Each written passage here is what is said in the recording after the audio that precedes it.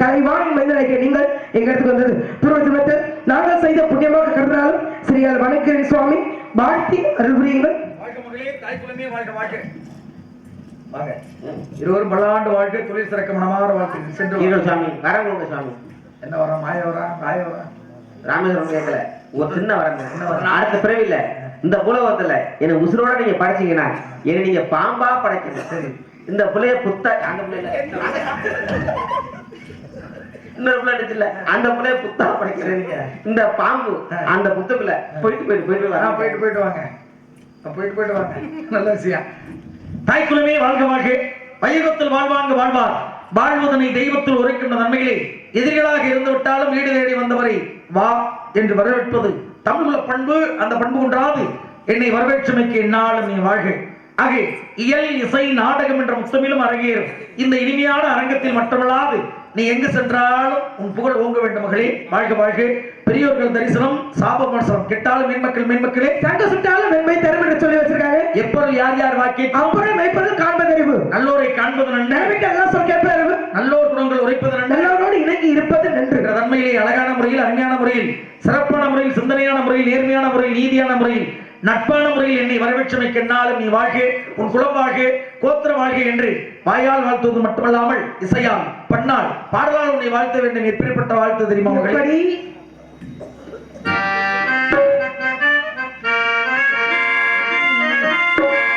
மண்ணை தொட்டு கும்பிட்டுட்டு பொட்டொன்னு வச்சுக்கம்மா வெள்ளக்கல்லு மூக்குத்தியும் பட்டுன்னு மின்னுதம்மா மண்ணை தொட்டு கும்பிட்டுட்டு பொட்டின்னு வச்சுக்கம்மா வெள்ளக்கல்லு மூக்குத்தியும் பட்டுன்னு மின்னுதம்மா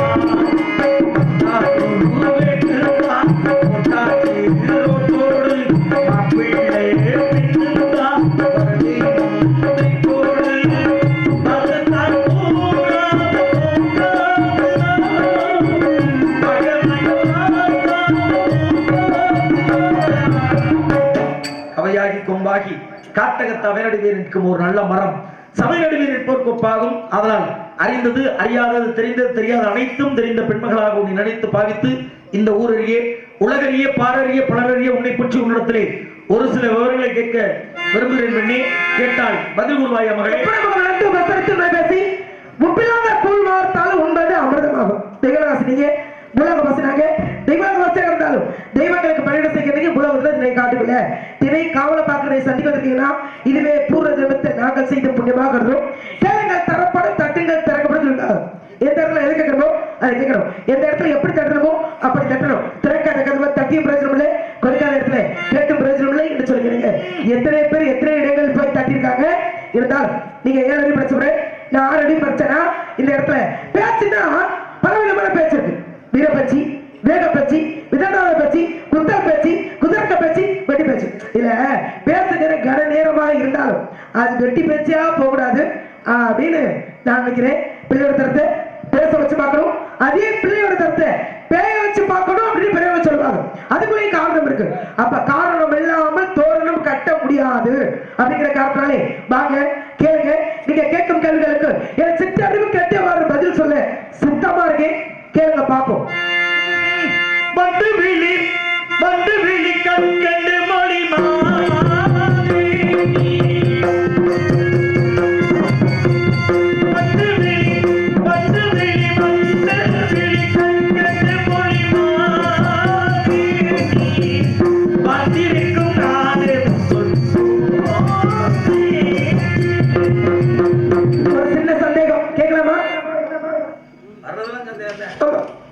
ஏன்னா வாழ்க்கையில சந்தேகங்கிறது வேணும், சந்தேகம் இருக்கணும். ஆனா அது உடனே தெளிவுபடுத்திக்கணும். சந்தேகம் நீங்க தெளிவுல வசனே வாழ்க்கையில சந்தேகம் இருக்கலாம், சந்தேகத்தோட வாழ்க்கை ஓடுச்சுன்னா வாழ்க்கை அது சிறப்பா அது உடனே தெளிவுபடுத்திக்கணும். நீ சொன்ன மாதிரி அன்பு பேச்சு, அறிவுத்துறை பேச்சு, நீதித்துறை பேச்சு, செய்தித்துறை பேச்சு, மேடை பேச்சு, வீண் பேச்சு, வெட்டி பேச்சு, அகங்கார பேச்சு, ஆணவ பேச்சு, மண்டக்கண பேச்சு, எத்தனை வகையான நிறைய பேச்சுகள் இருக்கு. எல்லா பேச்சும் இருந்தாலும் பக்குவம் நிறைஞ்சிருக்கணும்.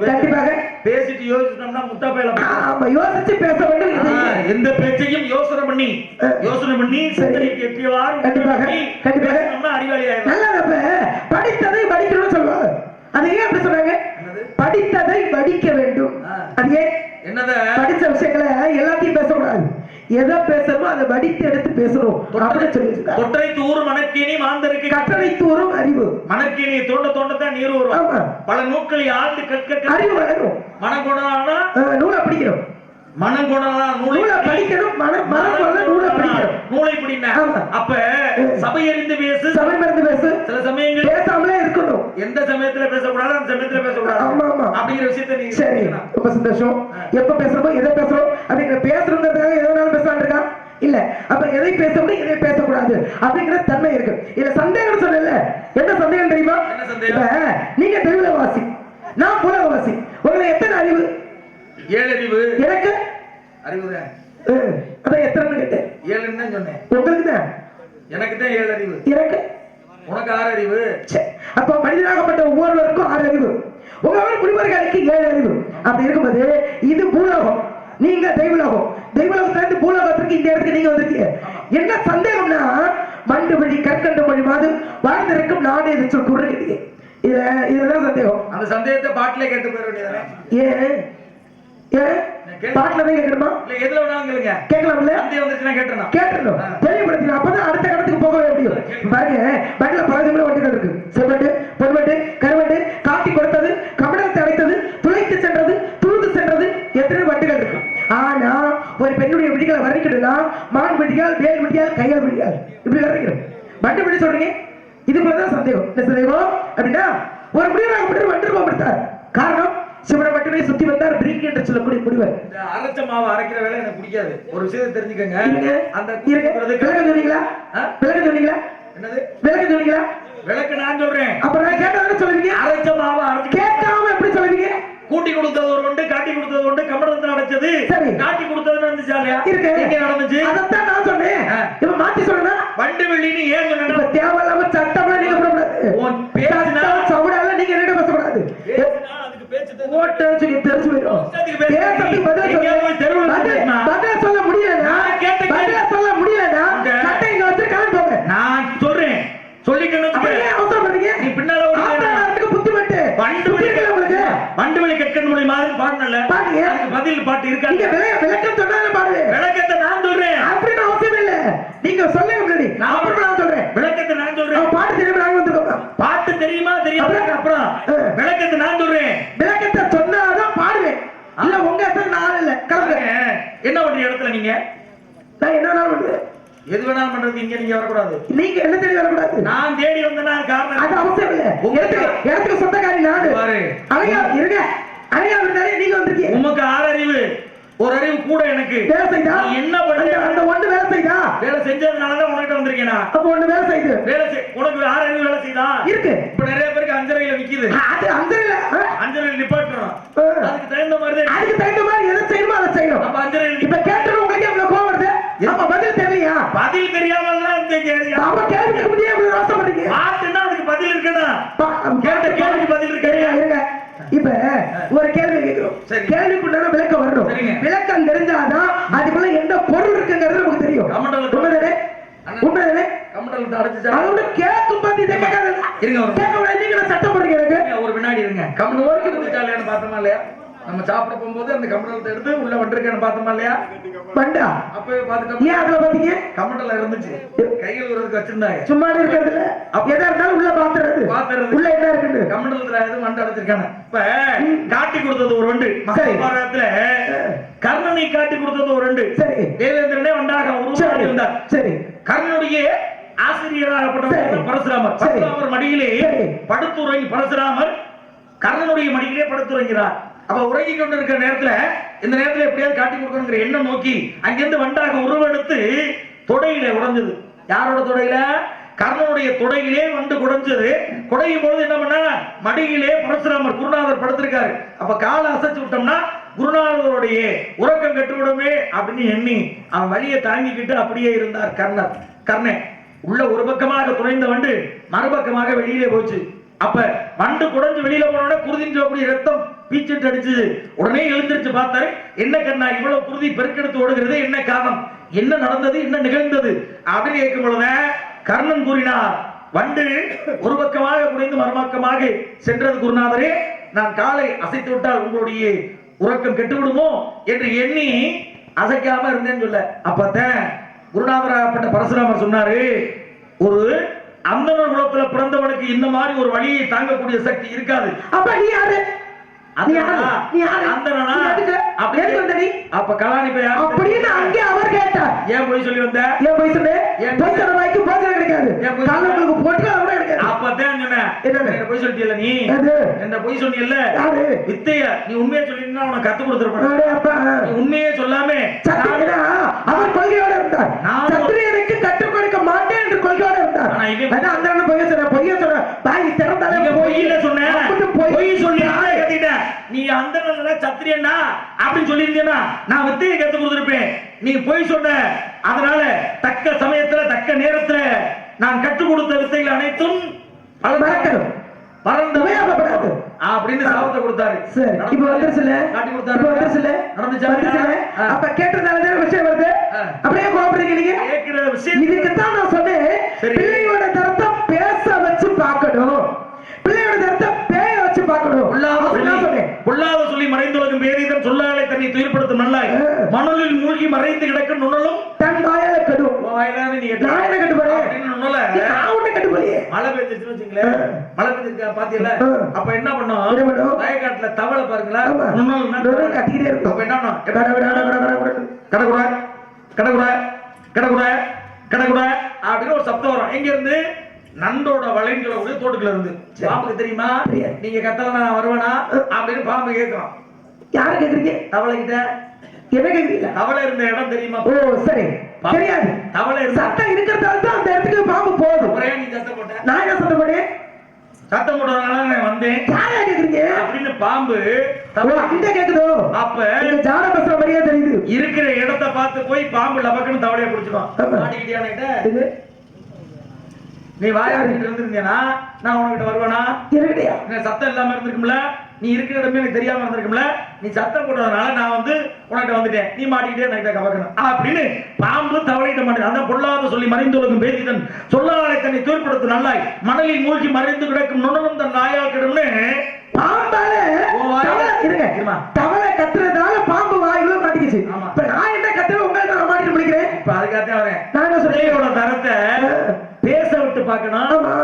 அப்புறம் பிள்ளையோட தரத்தை பேய வச்சு பார்க்கணும்னு பிள்ளையோட சொன்னேன். தரத்தை பேய வச்சு பார்க்கணும்னு ஆமா. நீ தான் உன் வேலை. நான் தான் சொன்னேன். நீங்க நல்லா பேசுறீங்கன்னு சொன்னேன். எந்த பிள்ளைய பேச வச்சாங்க, எந்த பிள்ளைய பேய வச்சாங்க பார்த்தாங்க சொல்லு. இப்ப கேள்விங்கிற வரைக்கும் வந்தீங்கன்னா திரும்பி நான் கேள்வி கேட்கிறேன். உன் சட்டையை உடைக்கத்தான் நான் வந்திருக்கேன். என்னமோ வீராப்பா பேசுறேன். நான் வேற எங்கேயும் கேட்கல. நீ கேட்ட கேள்வி, நீ கேட்ட வார்த்தையில விட்டுருக்க. அந்த வார்த்தையில இருந்து நான் கேட்கிறேன். எங்க பேச வச்சு பார்த்தாங்க, எங்க பேய வச்சு பார்த்தாங்க சொல்லல மோல.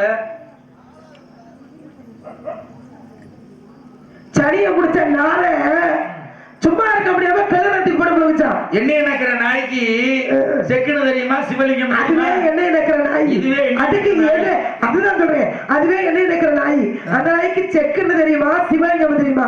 எங்க என்ன இருந்தாலும் நக்கிட்டு தான் இருக்கும். நாய் இல்லம்மா, நாய். ஈக்கு செக்கு அப்படித்தான் இருக்கும், சிவலிங்கமும் அப்படித்தான். ஈக்கு எத்தனை காலு அப்படின்னு ஈக்கு எத்தனை காலு? ஈக்கு 4 காலுங்க. அப்ப நீங்க நான் சொல்ல அப்ப ஈமான் கோழிக்கு ஈமான் கோழி கேட்டுக்க. பிள்ளையோட அர்த்தம் பேச இந்த கால பூச்சிக்கு எத்தனை காலு? அதான் சொல்லிவிட்டீங்களா உங்க வாயில? நான் கேள்விதான் கேட்கிறேன். எடுக்காங்க. பச்சைக்கிளி என்ன நிறத்துல இருக்குன்னு கேட்கக்கூடாது. எப்படிங்க பச்சைக்கிளி எது பச்சடி என்ன நிறத்துல இருக்குன்னு கேட்கக்கூடாது. ஐயே சீர்காழி கோவிந்தராஜனுக்கு எந்த ஊர்னு கேட்டோம்னா கேட்கக்கூடாது. சரியா வருமா? சொல்லுங்க. சரி, சந்தோஷம். வாங்க பிள்ளையோட அர்த்தம் பேச வச்சு பாக்குறோம் அப்படின்னா உலகத்துக்கு இறக்கப்படி தான் பிள்ளை பெற்ற பிள்ளை நல்லா பேசுறான்னு பெற்றவங்க ஒவ்வொரு வார்த்தைகளை சொல்லி கொடுத்து பார்ப்பாங்க. பிள்ளை நல்லா பேசுறானா அப்படிங்கிற தன்மையோட. ஆனா அதுவே பேய வச்சு பார்க்கணும் அப்படின்னா ராவணேஸ்வரர் சிவனை பார்க்க போனாரு. சிவனை பார்க்கும் பொழுது சிவகிட்ட போய் வரத்தை கேட்டார். யாருக்குமே கிடைக்காத ஒரு அற்புதமான ஒரு சிவலிங்கம் எனக்கு வேணும், ஆத்மலிங்கம் வேணும்னு கேட்டார். யார்கிட்ட? சிவன் கிட்ட ராவணேஸ்வரர் கேட்கிறார். அப்ப சிவன் என்ன பண்ணாரு? யார் வந்து எடை கேட்டாலும் கொடுக்கக்கூடிய தன்மை சிவனை கொண்டு யோசிக்க மாட்டார். சிவனா கொடுத்துக்கு கையில கொடுத்தார். கையில பிடிச்சிட்டான். கையில பிடிச்சானா வந்துட்டு இருக்க. அப்பதான் சிவன் அவர் அழைத்தாரு. யார் சிவலிங்கத்தை நீ கேட்கும் போது கொடுத்துட்டேன். ஆனா இந்த சிவலிங்கம் உன் கையில தான் இருக்கணும். நீ போகக்கூடிய இடம் இலங்கை என்பது. இலங்கைக்கு போகும்போது எங்க இடையில சிவலிங்கத்தை வச்சாலும் கண்டிப்பா இடையில எடுக்க வராது.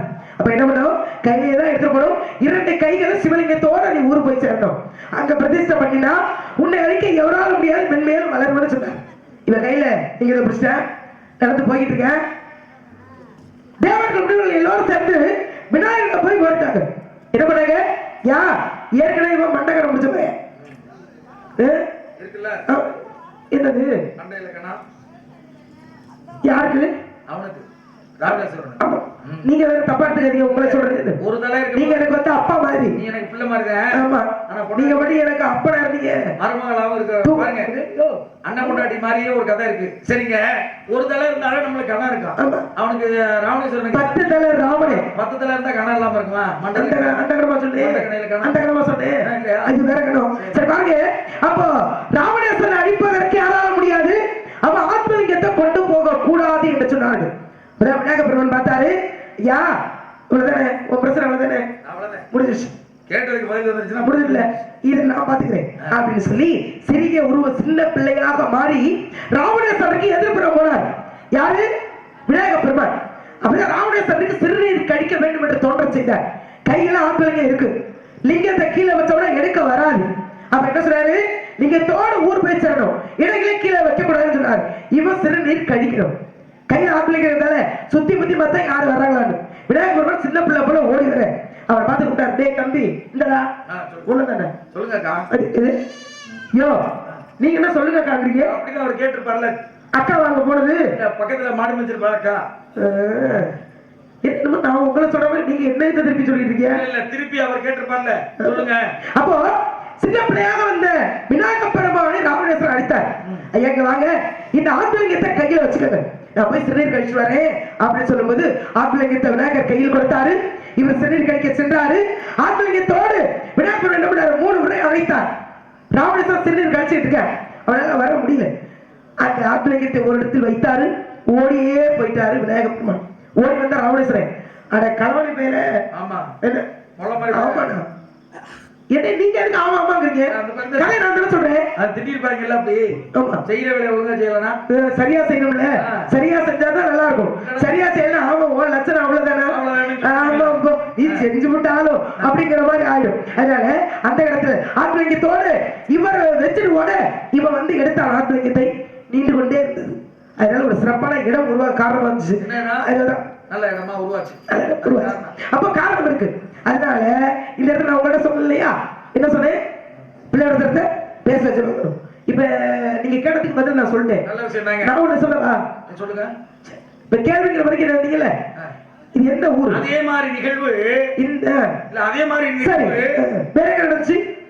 திருவரங்கம் நடந்துச்சுல, திரு அரங்கம் சரி அப்படின்னு சொல்லக்கூடிய ஸ்ரீரங்கம் ரங்கநாதர் கோயில் உருவான கதையும் அப்படித்தாங்க. சரி எப்படி உருவானதுன்னா பாருங்க, கிரைதா திரைதா துவாபர கலின்னு சொல்லக்கூடிய 4 கிரைதாயத்துல நடந்தது நட்சத்திர புராணம், திரைதாயத்துல ராமாயணத்துல நரசி நடந்தது. அப்ப ராமனுக்கும் யாருக்கு ராமேஸ்வரனுக்கும் யுத்தம் வந்துச்சு. அப்ப யுத்த நிகழ்வுலே அவ போட்டியாளர் இருவரும் சண்டையில ராவணேஸ்வருடைய தம்பி பாருங்க, என்ன நிகழ்வு நடந்தாலும் எது நடந்தாலும் அங்கே விபீஷணன் என்ன பண்ண, யாரு எல்லா நிகழ்வும் முடிஞ்சது. அரசாண்டா ராமனுக்கு பட்டம் சூட்டப்பட்டது. பட்டத்தில் என்ன வேணும்ன்ற இலங்கைக்கு உங்களுடைய உருவ அந்த பிரதிஷ்டையை நான் கொண்டு போய் சேர்க்கணும் அப்படின்னு கையில கொடுக்குறாரு. அங்க இருந்து கொண்டுட்டு வர்றாரு. வர்ற வழியில எப்படியா தடுத்து மாடு மேய்க்கிற பையனாக யார் வர்றா, விநாயகப் பெருமான் வர்றார். அப்படி வந்திருந்து எப்படியாவது தடுத்து நிறுத்திடணும், லங்காபுரி பட்டணத்துக்கு கொண்டு போய் சேர்க்க கூடாது அப்படிங்கிற எண்ணம் படைத்து அப்பதான் கேட்கிறார், நான் வந்து சூரியன் இஷ்டம் பண்ணணும் அப்படின்னு சூரிய பகவானை வணங்கணும் அப்படின்னா ஆத்துல இறங்கி தன்னுடைய ஜலம் அப்படின்னு சொல்லக்கூடிய நீரின் மூலமாக ஆசீர்வாதம் செய்யணும் அப்படின்னு தண்ணியில இறங்கணும் அப்படின்னா கொடுத்துட்டு போறேன் 3 முறை கொடுத்ததுக்கு அப்புறம் 3 முறை சொல்றதுக்கு அப்புறம் வந்து வாங்கிக்கணும் அப்படின்னு உள்ளே இருக்க சூழ்ச்சியின் காரணமாக விநாயகப் பெருமான் மாடு மேய்க்கும் சிறுவனாக வந்து கையில வாங்கிக்கிட்டார். உள்ளே இறங்கணும்னா 3 முறை கூப்பிட்டு கிடைக்கணும்னா அங்கேயே வச்சுட்டு போயிட்டார். அப்ப வந்து பேர்த்து எடுத்து பாக்குறா, பேர்த்து எடுத்தா வரல. இன்று திரு அரங்கமாக ஸ்ரீரங்கம் உருவானதுக்கு காரணம் ஒண்ணு இருக்கா இல்லையா? சரி பாருங்க, ஸ்ரீரங்கம் உருவாச்சு அப்படிங்க சொல்றீங்க. ஸ்ரீரங்கத்துல அங்க மகாவிஷ்ணு பெருமாள் எப்படி இருக்காரு? பார்க்கடையில் பள்ளி விட்டது மாதிரி சைன குளத்துல இருக்க. இப்ப ஸ்ரீரங்கத்துல தேங்காய் உடைக்க மாட்டாங்களே, அது ஏன், என்ன காரணம்?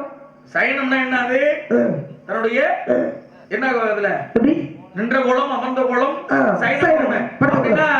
தியான கோலத்துல இருக்கும்போது ஒருத்தருடைய தியானத்தை கெடுக்க கூடாது, அது பெரிய பாவம் அப்படிங்கறதுனால தேங்காய் இங்க உடைக்கிறது இல்ல. காரணம் இருக்குங்க. இல்ல காரணம் பாருங்க, தேங்காயை உடைக்காம எப்படி பூஜை பண்ணுவாங்க?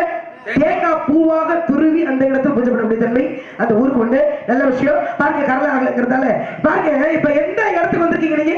என்ன இடம்? இப்ப இந்த இடத்துக்கு வந்திருக்கீங்கல்ல, இது எந்த ஊரு? என்ன ஊரு? என்ன ஊரு? நீங்க புஷ்பகுறிச்சி. உங்க ஊர் தான் அது. எங்க ஊர் தான். உங்க ஊருக்கு நான் வந்திருக்கேன். இப்ப என்ன நடந்தது, நடந்துட்டு இருக்கிறது, நடக்கப்படுறது அத்தனை அறிந்தவர், காலத்தை உணர்ந்தவன் நான். எல்லாமே தெரியுமில்ல, தெரியாது எதுவும் இல்ல. ஒரு சின்ன கேள்வி, ஒரே ஒரு கேள்வி, அதோட மற்ற வேலைகளை பார்க்க நான் போயிருக்கேன்.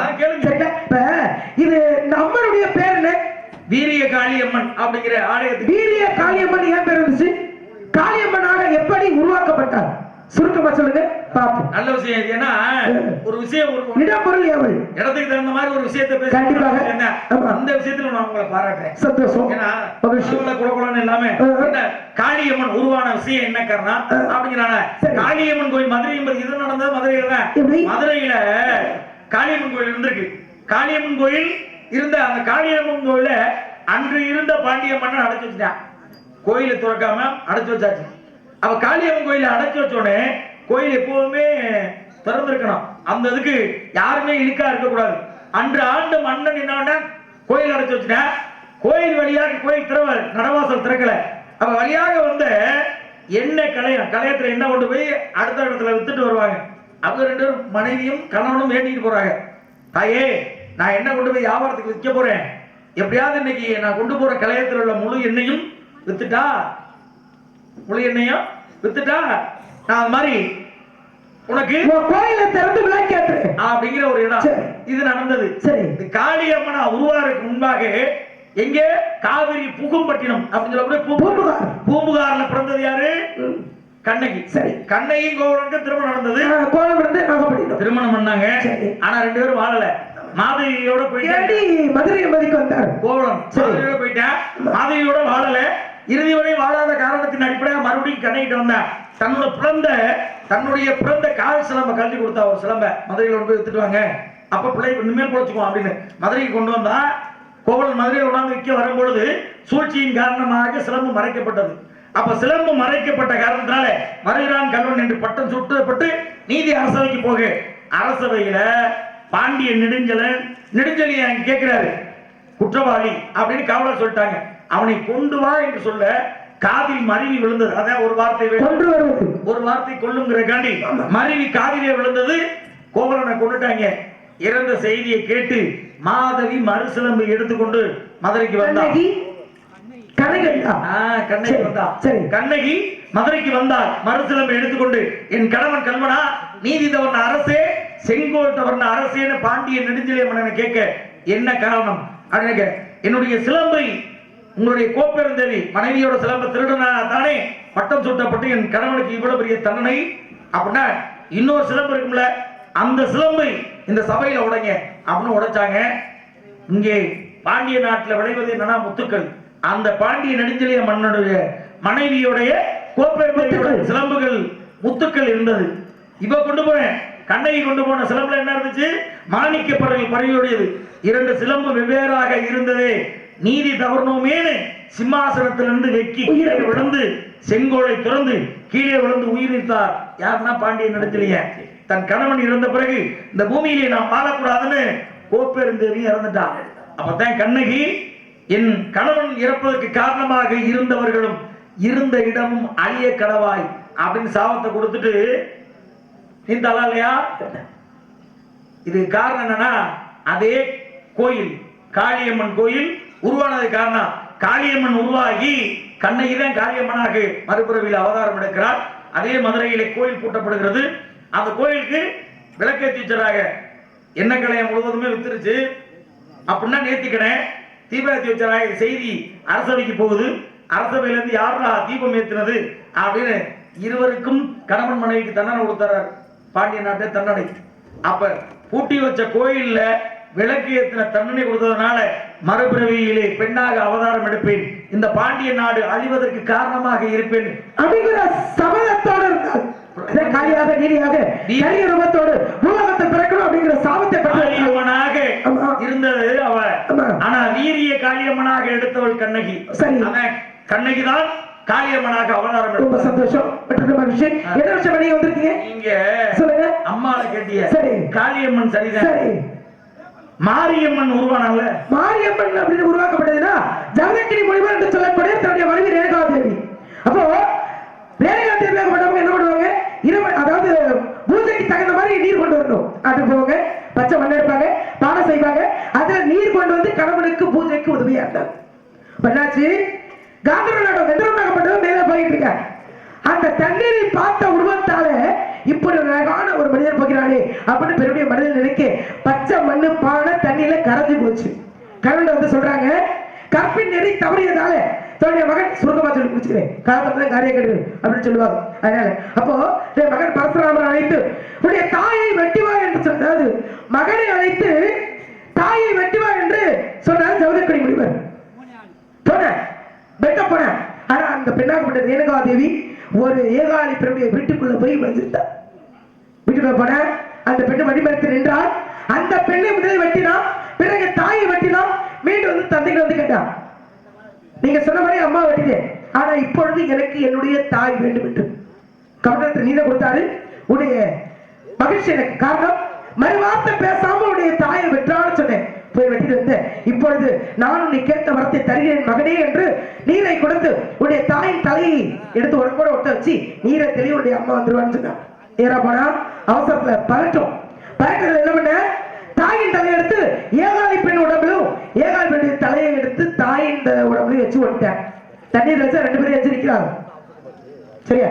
அப்போ இப்ப ஒரு கோவிலுக்கு போறோம், மாரியம்மன் கோவில் சொல்லுவாங்க. உருவம் எப்படி இருக்கும்? மனித உருவமா தான் இருக்கும். மனித உருவமா இருக்கும். சில இடத்துல இதோட இருக்கும்ல, உடம்போட பாய்தான் இருக்கும், தலை மட்டும் இருக்கும்.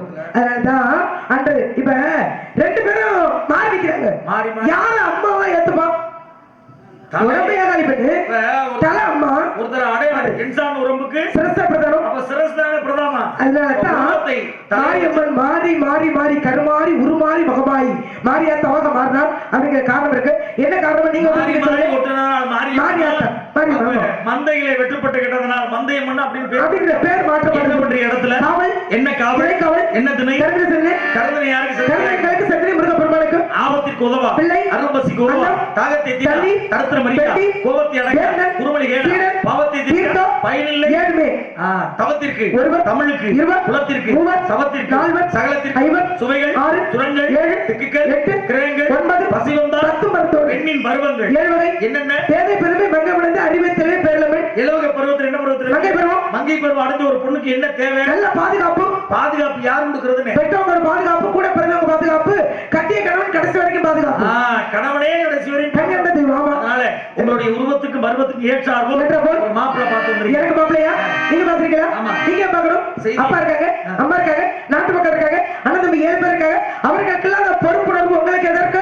பிறப்பித்தோன் கற்பித்தோன் மனமுடித்தோன் அண்ணன் தந்தோன் ஆபத்துக்கு 5 வகையான தந்தை உண்டு. சித்தப்பெண் செய்யாத வேலையை இந்த சித்தப்பெண் நீங்க அப்படி எனக்கு சித்தப்பாவா எப்படி அனிமா மகிமா கரிமா லகிமா பிரகாத்தி பிரகாமி நீசத்து வசித்தும் சொல்லக்கூடிய அர்த்தமான சித்துக்களை கட்டுறதா நீங்க சித்தப்பா. அப்ப எந்த மாப்பிள்ளை பார்த்திருக்கீங்க? அப்படிங்கறனால மாப்பிள்ளை பேரை சொல்லுங்க பாப்போம். தஞ்சாவூர் மண்ணை எடுத்து தாமிரபரணி தண்ணிய விட்டு சேர்த்து சேர்த்து செஞ்சதிந்த பொம்மை இல்ல உண்மை.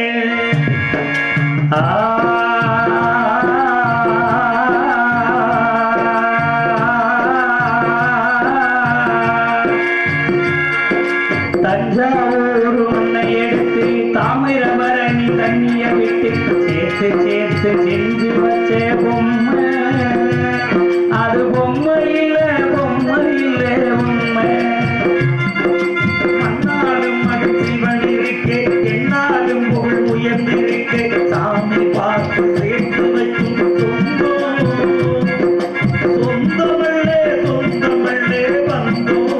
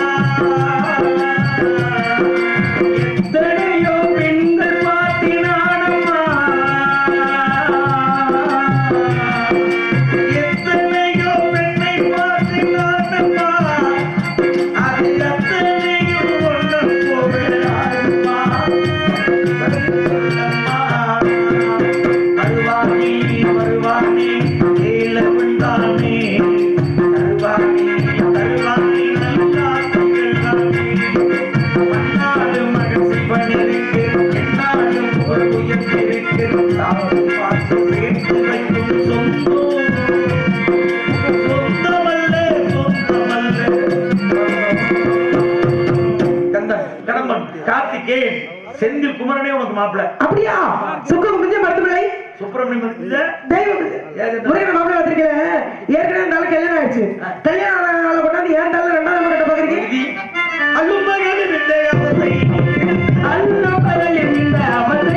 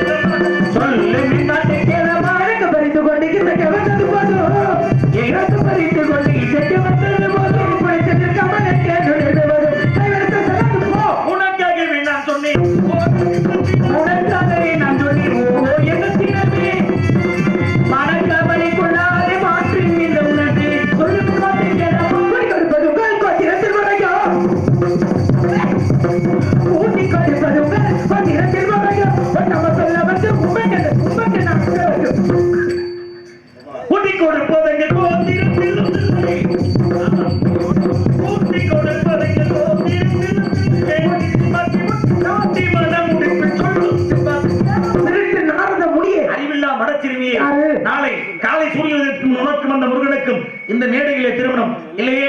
ஆயிரம் பேர் நாரதர் அல்ல அணிந்திருப்பது 30 நூலும் அல்ல வருகிறேன் சத்தியம் சத்தியம் பைத்தியம் பைத்தியம் பைத்தியம் நிச்சயம் பைத்தியம் ஓ வணக்கம் ஏங்க மணிகண்டன் அவர்களே சொல்லுங்க. இப்ப வந்தார்ல ஆமா. அவர் யாரு தெரியலையா நீங்கதே வெள்ளாரு யாரும் தெரியாதால்ட்டே வெள்ளாரு இல்லங்க இப்ப வந்தாரு நான் நாரதன் நினைச்சு பேசிவிடு ஆமா. நாரதன் அல்ல பூணூல் அல்ல அப்படின்னா அப்புறம் வந்தவர் யாரு அவரே இல்ல இல்லங்கிறாரு உங்ககிட்ட சபதம் போட்டு போறாரு அப்படி ஒண்ணு இருக்கோ சரிதான் இல்ல முருகன் வருவது மற்ற வேலை கவனத்தை செலுத்துவோம் ஆலயம் சாவ்